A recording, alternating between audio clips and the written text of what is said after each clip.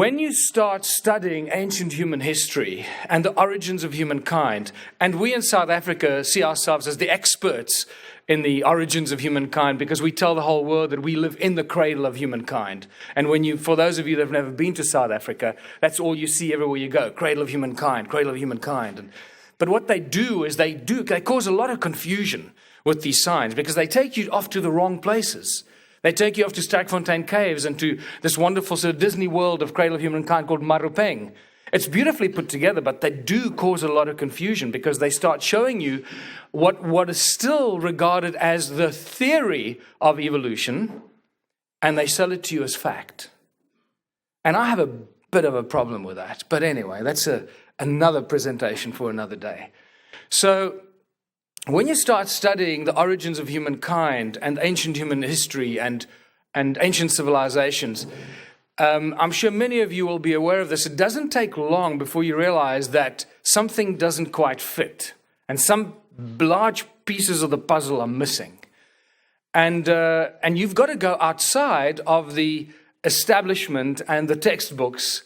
You've got to go out to crazy places like this, where you find the authors and the researchers that are writing and working outside of the established academic areas, to find really some very interesting scientific research and information.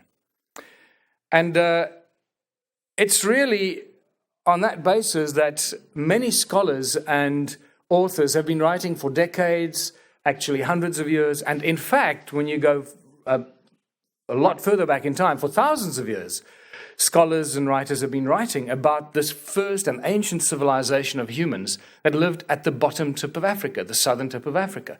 But all of this has been written about from extracts of ancient texts and scripts and Sumerian tablets and this and that and folklore, but very little physical evidence has ever been presented. And it's really our discoveries in South Africa of the last 7 years, and especially the last 3 years when I got involved with Jan Heine, when we started making these discoveries that pretty much blew our minds and forced us on a daily and weekly basis to reconsider everything we thought we knew about our human history. The last email, for example, I got from Professor Paul Van Ward from Harvard University, who sent me his amazing book, God's Genes and Consciousness, who writes extensively about this first civilization of advanced beings who lived at the southern tip of Africa. And so it goes, just to mention one. But what we do know is that the Sumerian tablets keep telling us some of these very important things. And it's up to us to decide if we're going to believe it or not. Now, I have no doubt whatsoever that the ancient civilizations had a lot better things to do than to sit and try and write down a bunch of bull to try and confuse future generations about what it is that they knew. Okay, and this is where I have a real problem with the sort of the divided approach that some academics have. They'll tell us that we've learned everything we know today from the Sumerians, archaeology, agriculture, astronomy, architecture, medicine, law, etc. We pretty much got from the Sumerians. But when it comes to some of the more weird and esoteric stuff, say, oh no, they must have been drunk when they wrote that. But, well, you must decide. Do you believe this stuff or don't you? And I don't think we can have this divided approach to the ancient texts. And these tablets tell us very clearly what was going on in ancient times, where the first people lived, what they did, why they did it, who created them, where did they come from, and all these things. And it suddenly paints a completely different picture from what we find in our textbooks. And I must tell you, one of the most common emails I get from people from all over the world, and I'm talking hardcore academics, is, I love your work, I love your research, it's really wonderful, exciting stuff, but I can't support you on an official basis because I might lose my job. Now, that's not the kind of academic fraternity we'd like to see evolving around us. And I hope that as this information comes out, people start looking at this, especially from the academic world, with a more serious approach, because it definitely deserves that. Just to show you two beautiful examples of Sumerian tablets. The one on the left is a Sumerian tablet, one of the kings list that's been found. And this one talks about a time period of 212,000 years. It names the kings that ruled for 8 kings that ruled before the flood over a period of 212,000 years. Now, these are periods that our archaeologists and historians just do not want to deal with. Okay, the more popular Sumerian king list is the one on the right. That goes even further. That names over 130 kings, 10 of whom ruled before the flood over a period of 224,000 years. And we start seeing that these ancients had information that somehow was hidden or lost or consciously removed from our body of knowledge and information. And then we start finding the ancient ruins of southern Africa. Well, the current belief is that southern Africa was a sparsely populated place with very few inhabitants before 1,000 years ago. And the emphasis is on very few inhabitants. We're talking a few thousand. That's it. A bunch of hunter-gatherers that ran around, did nothing better to do than shoot some buck and, make some biltong and have a party. I don't know, just somehow survive and make pictures on cave walls and things. And that's what we're told. Pick up the history books, that's what they'll tell you. Well, fortunately for us, the stone ruins of South Africa and southern Africa tell us a completely different story. These stone structures that we've been discovering are often called cattle kraal, of little historic value. Once again, this is the most common reference you'll find in the history books and the academic books on these. And some of the references are so preposterous that you actually wonder how these people got their degrees.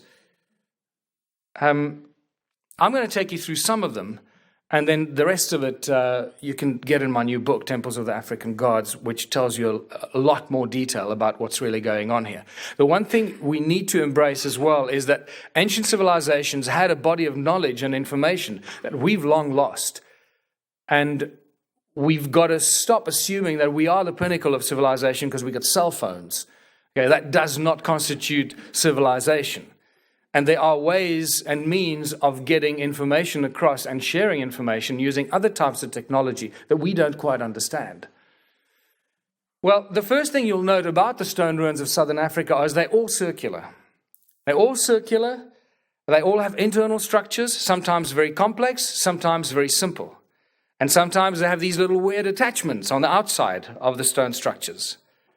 But the most important thing to take note of is that they're all unique. Each and every one of them is completely unique. And in the longer presentations, I go into great detail why that is so. Some of the walls are still 3 meters high and 2 meters wide.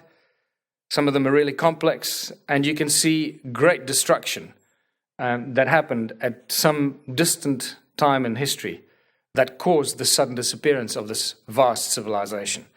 Very importantly to note that some of them also, or many of them, show the sort of spiderweb effect that goes out from the central stone structure. And that's very important to note. It's not just the stone walls of the central structure that are so impressive. It's the stuff around it that's eroded and gone, that's disappeared, that's lying beneath meters of soil.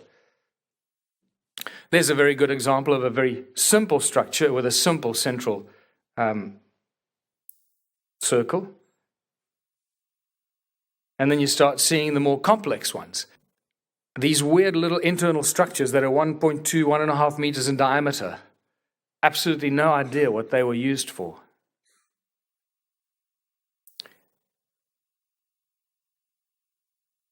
This is a very important stone circle. It's one of the first ones that was measured and sort of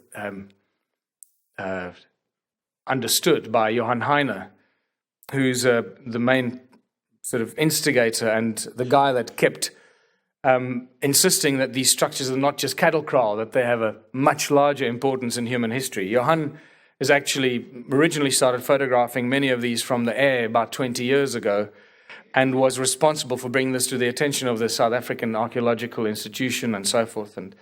But he's just been completely ignored. And then you start seeing some really interesting shapes, like on the left-hand side there, you can see that weird horseshoe shape with a perfect circle in the middle, and the little towers at the entrance to the horseshoe shape. And these suddenly start to re-emerge over and over again. Look again, once again, it's not just the main structure to look at, but it's the greater area around it that is gone and eroded. That looks like a very complex spider's web. There you see, this is some of the ruins that are in the Sapi, the forestry areas. Thousands and thousands of ruins have been destroyed by the forestry industry, and some have been protected and remain, which is a good thing. It seems that SAPI has finally woken up and realized that they need to protect some of these ruins. And we've started with the Makamati Foundation, which I'm a member of. It was started in 2003. We started protecting some of these ruins that fall in the SAPI areas. And there's another one of those horseshoe, interesting shapes of the pillars. And this one is inside a much larger structure. And there you got a nice aerial view from the helicopter we took. If you look carefully on the left-hand side, you'll notice that there were many more structures in between. It didn't end with this one in the foreground and that one over there. It once was an ongoing settlement of many, many more structures that just never ended. Very important thing to note, which you probably didn't notice, is there's no doors and entrances. This is one of the anomalies and the big mysteries that our archaeological friends, when they go and excavate these, which hasn't really been happening on a large scale at all, one of the first things they always mention is there are no doors and no entrances, and this is a real mystery. What the hell were these things used for if there aren't any doors or entrances? And then we get to realize that we're dealing with what we now know, not just speculate on, we know this for a fact. This is the largest and most mysterious ancient stone settlement on earth, and consists of dwellings, workplaces, places of worship, ancient roads. These roads run for thousands and thousands of kilometers. And terraces, agricultural terraces that cover more than 450,000 square kilometers. This is not a quick something that you throw together while you're a hunter-gatherer or migrant laborer moving down from the north trying to find new pastures. This is a serious, ongoing engineering feat of proportions that we cannot find anywhere else in the world. As I said, the agricultural terraces run for thousands of kilometers. They seem to have been designed for crops and livestock. And then you've got to ask yourself, to feed how many people? In this sparsely populated subcontinent, what the hell were all these thousands of kilometers of terraces all about? The numbers just do not make sense. There's just a few examples of some of these terraces. This terrace, for example, was an archaeological friend of mine at the University of Pretoria told me with absolute certainty, well, this is at least 5,000 years old, but probably a lot older, just studying the erosion patterns on this. And he said, but if you quote me, I'll deny it. So I said, okay, I'll quote you, but I won't mention your name. And then you start realizing this is incidentally all near the area of Watervalboven, the town that I've now moved to and live and do all my research in, because most of the densely visible structures are there. So it's very easy to access, drive up the mountain in your 4x4 and spend days and days there studying these things.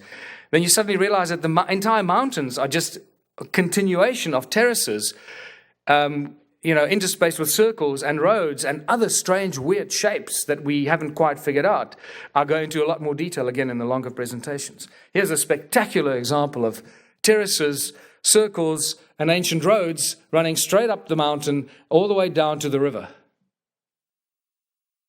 And then pay attention to the bottom left-hand corner. That's what I call the strange hexagonal kind of beehive honeycomb effect. That is a very, very important piece of the puzzle that we get into in great detail. This looks like you're somewhere in South America in Machu Picchu and not the hills of Watervalboven, South Africa. And we start to realize that something strange has been going on that we have absolutely no idea of. And then we get to the strange anomaly of these ancient roads.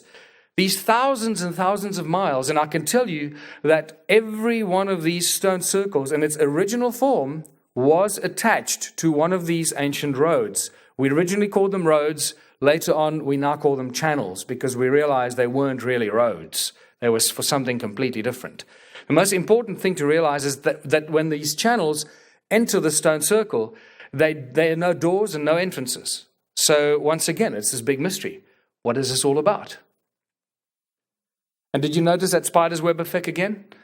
All the way down. So you got this stone structure at the top of the hill, and all the way down the hill, you got the spider's web effect interspaced with other terraces and other stone circles, all connected. There you can see the road links from the top. By the way, when you walk on these ruins, many of these ruins, you have no idea that you are standing in the middle of the ruins. You need to see it from the air to realize where you are, that you're actually standing among all these amazing structures. And there's a spectacular example. And this is also these set of photographs are also very important because they show the effect of water. Large amounts of water that has caused a lot of damage to these. That's another thing we get into in great detail. But it's very important to look carefully at some of these photographs because we get some very important geological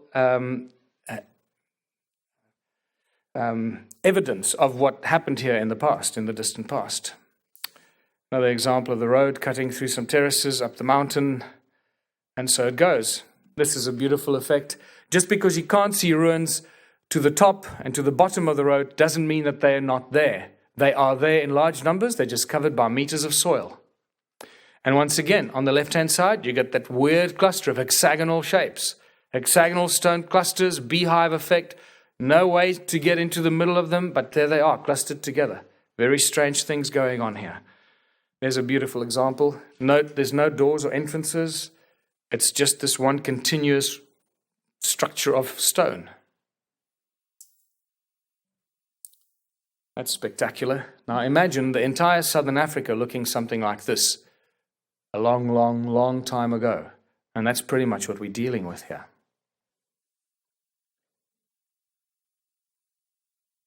There's another one of those sets of photographs where you can see the effects of water moving in one specific direction. What's it all about? Always about gold. That's one thing that you cannot separate from human history is gold. Man's obsession with gold, but even more importantly, man's God's obsession with gold. Every ancient civilization, whenever the colonialists arrived there and they found this abundance of gold, and they asked the locals, who does the gold belong to? What was the answer? Always the same answer. The gold belongs to the gods. Something weird was going on here. Wherever there are stone circles, there are gold mines. Oh, surprise, surprise. And we have walked through hundreds of these ancient gold mines. Hopefully you can see the stone circles there with terraces. There are at least 8 circles there, beautiful terraces. Remember, a lot of soil covering these structures. You can hardly see them anymore. Just to show you some of these gold mines that you find right up to the side of the mountain, into the sides of the mountains, there are hundreds, if not thousands of them. In one day, I probably walked through close to 100 of these mines. What's interesting about this, then in the mid-1800s, when the gold rush happened in South Africa, these gold mines were all reopened by the gold explorers, and I believe that they weren't actually created as new mines. They just reopened these ancient mines that these ancient civilizations were mining a long, long time ago. And for those of you who like orbs, here's a nice picture for you. Just to show you that even the orbs are interested in the ancient cultures and our gold mining activities. And there's a spectacular shaft. It's strangely enough, we don't know how deep this is. It's at least 100 meters deep. I was very nervous sitting next to it there. On the right, you can see what it looks like from the air, and it goes all the way down. It's probably about 5 miles away from what is still the richest gold mine in the world today, Sheba Gold Mine. Do you think they knew something we don't? And then we find the brilliant Anne Kritzinger. I think she's head of geology at Zimbabwe University. About 3 years ago or so, she wrote a spectacular paper. Remember, these ruins carry on right throughout South Africa, Zimbabwe, Botswana, and Mozambique, and across the Zambezi even further north. Until recently, because of the lack of information and research, these so-called circular structures in many of the Zimbabwe-type ruins were called slave pits and animal pits and grain pits, because that's the frame of reference. You know, they must have been slave pits. They must have been for animals or grain. Well, it's such a bunch of rubbish that it's laughable. So the brilliant Anne Kritzinger went and she wrote this amazing paper. She shows conclusively that these were flotation extraction tanks for gold. You can find her paper online and read through it. It is a wonderful read.